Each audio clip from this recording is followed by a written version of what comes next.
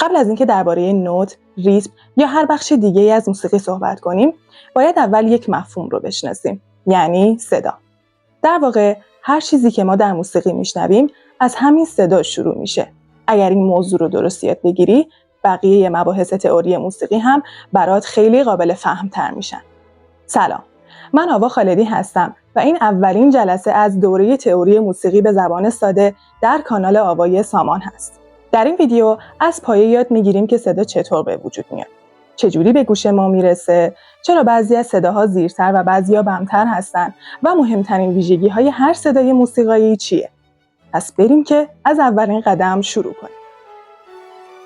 قبل از اینکه وارد موضوعات اصلی تئوری موسیقی بشیم، اول باید بدونیم صدا چطور به وجود میاد. هر صدایی که دور و برمون میشنویم از یه اتفاق خیلی ساده شروع میشه، یعنی ارتعاش یا همون لرزش. فرقی هم نمیکنه صدای یه ساز باشه، صدای صحبت کردن ما باشه یا حتی صدای بسته شدن یه در.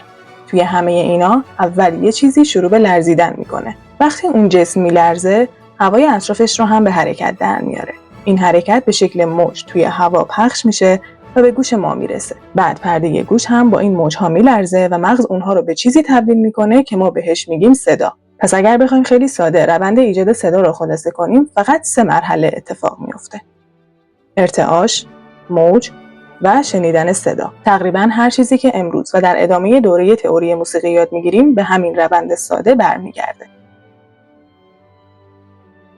حالا که فهمیدیم صدا به شکل موج منتقل میشه، یه سوال پیش میاد: آیا همه موج‌ها شبیه همن؟ به طور کلی 2 نوع موج داریم. دسته اول موج‌های مکانیکی هستن. این موج‌ها برای حرکت کردن حتما به یک محیط نیاز دارن، مثل هوا، آب یا حتی اجسام جامد. صدا هم دقیقاً از همین نوع موج هست. دسته دوم موج‌های الکترومغناطیسی هستن، مثل نور. برخلاف صدا، این موج‌ها برای حرکت کردن نیازی به هوا یا هیچ محیط دیگه‌ای ندارن و حتی در فضای خالی هم منتشر میشن. برای همین نور خورشید از فضای بین خورشید و زمین عبور میکنه و به ما میرسه. اما اگر جایی مثل خلا که هیچ هوایی وجود نداره، صدا هم نمیتونه منتشر بشه. پس یکی از مهمترین ویژگی‌های صدا اینه که برای منتشر شدن حتما به یک محیط نیاز داره. حالا بریم سراغ یکی از مهمترین ویژگی‌های صدا، چیزی که باعث میشه یه صدا زیر باشه یا بم. به این ویژگی میگیم بسامد یا فرکانس. بسامد یعنی یه جسم توی یه ثانیه چند بار نوسان یا لرزش انجام میده. واحد اندازه‌گیری اون هم هرتزه. هر چقدر یه جسم سریعتر به لرزه، بسامدش بیشتره و صدایی که تولید میکنه زیرتر شنیده میشه. و برعکس، اگر آرومتر به لرزه، بسامد کمتر میشه و صدا بمتر به گوش ما میرسه. مثلا روی بیشتر سازهای ذهی، سیم‌های نازکتر معمولاً صدای زیرتری تولید میکنن و سیم‌های ضخیم‌تر صدای بمتری دارن. پس هر وقت درباره زیر یا بم بودن یه صدا صحبت می‌کنیم، در واقع داریم درباره بسامد اون صدا حرف میزنیم. یه نکته جالب اینه که گوش انسان همه صداها رو نمیشنوه. به طور معمول ما میتونیم صداهایی رو بشنویم که بسامدشون بین 16 تا 20 هزار هرتز باشه.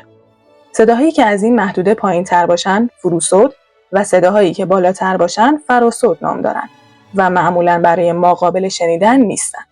حالا این موضوع چه ارتباطی با سازها داره؟ هر چقدر طول سیم یا لوله صوتی یک ساز بیشتر باشه، ارتعاش اون کنتر انجام میشه و صدای بمتری تولید میکنه، مثل ساز نی بلند. و هر چقدر این طول کوتاه‌تر باشه، مثل ساز نی کوتاه، ارتعاش سریعتر انجام میشه و صدا زیرتر میشه. اگر بخوام یک مثال دیگه بزنم، روی سازهای ذهی مثل تار، گیتار یا ویولون، اگه انگشتتون رو روی قسمت‌های پایین‌تر دسته قرار بدید، طول سیم کوتاه‌تر میشه و صدایی که میشنوید زیرتره. در مقابل اون، اگه انگشتتون رو روی قسمت‌های بالاتر دسته قرار بدید، طول سیم بلندتر میشه و صدایی که میشنوید بمتر خواهد بود. این رابطه فقط مخصوص یک ساز نیست و در خیلی از سازهای ذهی و حتی سازهای بادی هم دیده میشه. تا اینجا فهمیدیم که هر چقدر یک جسم سریعتر یا کندتر به لرزه، صدایی که تولید میکنه هم تغییر میکنه. حالا 2 مفهوم دیگر رو هم بشناسیم که به این موضوع ارتباط دارن.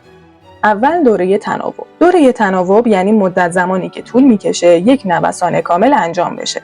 حالا مفهوم بعدی طول موجه. طول موج یعنی فاصله‌ای که یک موج در طول یک نوسان کامل طی می‌کنه. شاید اسم این دو مفهوم یکم فیزیکی به نظر برسه، اما لازم نیست نگرانشون باشید. چیزی که اینجا برامون مهمه ارتباطشون با بسامده. هر چقدر بسامد بیشتر باشه، طول موج کوتاه‌تر میشه و برعکس. اگه بسامد کمتر باشه، طول موج بلندتر میشه. فعلا فقط کافیه این رابطه رو بدونید. جلوتر که درباره سازها و کیفیت صدا صحبت کنیم، می‌بینید که این مفاهیم چه کاربردی در موسیقی دارن. تا اینجا درباره زیر و بم بودن صدا صحبت کردیم، اما یه سوال دیگه پیش میاد. چی باعث میشه یه صدا بلند باشه و یه صدا آروم؟ اینجا با مفهوم دامنه آشنا میشیم. دامنه یعنی میزان بزرگی یا شدت ارتعاش. هر چقدر یه جسم با دامنه بیشتری بلرزه، انرژی بیشتری به هوا منتقل میکنه و ما صدای بلندتری میشنویم. و اگه دامنه کمتر باشه، صدا هم آرومتر شنیده میشه. فقط دقت کنید که بلندی صدا با زیر و بم بودنش فرق داره. ممکنه دو نفر دقیقاً یه نوت رو بخونن، یعنی زیر و بمی صدای هر دو یکی باشه، اما یکی آروم بخونه و یکی بلند. پس دامنه فقط بلندی یا آرومی صدا رو مشخص میکنه، نه زیر یا بم بودن اون رو. حالا میرسیم به یکی از جالبترین ویژگی‌های صدا، یعنی تنین. تنین همون چیزیه که باعث میشه حتی اگه دو ساز دقیقاً یه نوت رو اجرا کنن، ما بتونیم تشخیص بدیم صدای هر کدوم متعلق به کدوم سازه. مثلا اگر یک نوت روی پیانو و همون نوت روی گیتار اجرا بشه، زیر و بمی صدا میتونه یکی باشه، اما باز هم خیلی راحت تفاوتشون رو میشنویم. دلیلش هم همون تنینه. به زبان ساده میتونیم بگیم تنین رنگ یا شخصیت صدای هر سازه. حالا از یه نگاه دیگه صداها رو میشه به دو دسته تقسیم کرد. اگر ارتعاش‌ها منظم و با یک الگوی مشخص باشن، صدایی تولید میشه که بهش صوت موسیقایی میگیم. اما اگه ارتعاش‌ها نامنظم باشن، صدایی به وجود میاد که معمولاً به اون غیر موسیقایی یا نویز میگیم. برای همین صدای یه نوت موسیقی با صدای ترافیک یا برخورد نامنظم اجسام حس کاملاً متفاوتی به ما میده. تا اینجا با مهمترین مفاهیم اولیه صوت آشنا شدیم. حالا قبل از اینکه این بخش تموم بشه، بیایید 4 ویژگی اصلی هر صوت موسیقایی رو یک بار با هم مرور کنیم. اول نواک که مشخص میکنه صدا زیر یا بم. دوم دیرند که نشون میده صدا چه مدت ادامه پیدا میکنه. سوم شدت که مشخص میکنه صدا بلند یا آروم. و چهارم تنین که به هر صدا رنگ و شخصیت مخصوص خودش رو میده. اگر این 4 ویژگی رو خوب بشناسید، یادگیری مباحث بعدی تئوری موسیقی براتون خیلی راحت تر میشه. چون بارها در طول دوره دوباره با این مفاهیم روبرو میشیم و روی همین پایه موضوعات جدید رو یاد میگیریم. در این جلسه با مهمترین ویژگی‌های صدا آشنا شدیم. اینکه صدا چطور تولید میشه، چرا زیر و بم میشه، شدت و تنین یعنی چی و این مفاهیم چه نقشی در موسیقی دارن.